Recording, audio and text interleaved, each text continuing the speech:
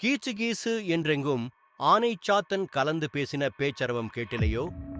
பேய் பெண்ணே, காசும் பிறப்பும் கலகலப்ப கைப்பேர்த்து வாச நறுங்குழல் ஆய்ச்சியர் மத்தினால் ஓசைப்படுத்த தயிர் அரவம் கேட்டிலையோ?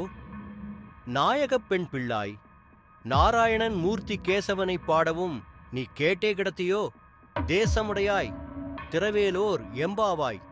பொருள்: அறிவில்லாதவளே, ஆனை சாத்தன் என்றழைக்கப்படும் வலியன் குருவிகள் கீச்சிடும் குரலும் அவை தங்கள் துணையுடன் பேசும் ஒலியும் உனக்கு கேட்கவில்லையா?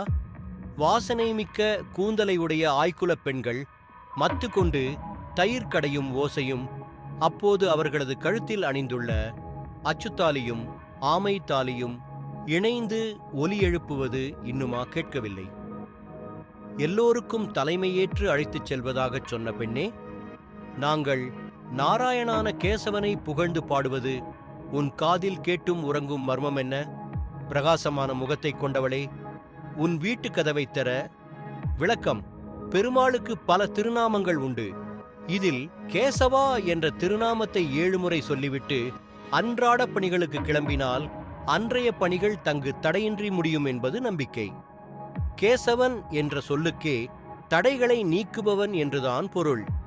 வாழ்வில் ஏற்படும் தடைகளை கடக்கும் இப்பாடலை திவ்ய தேசங்களில் ஒன்றான ஆயர்பாடி, டில்லி, ஆக்ரா ரயில் பாதையிலுள்ள மதுராவில் இருந்து 12 கிலோமீட்டர் தலத்தை மனதில் கொண்டு ஆண்டாள் பாடியருளினாள்.